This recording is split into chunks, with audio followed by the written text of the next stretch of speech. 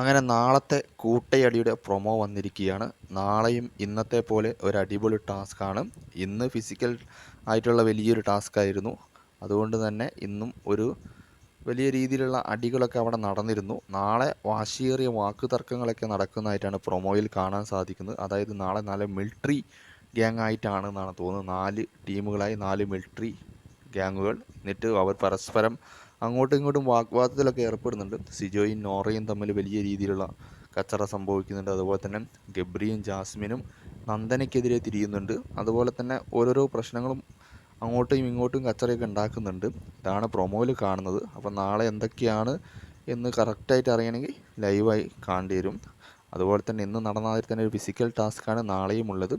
അതുകൊണ്ട് തന്നെ ശ്രദ്ധിക്കേണ്ട കാര്യമാണ്. പ്രത്യേകിച്ച് ജിൻഡോയൊക്കെ ശ്രദ്ധിക്കേണ്ട കാര്യമാണ്. കയ്യിൽ നിന്ന് പോയത് തന്നെയാണ്.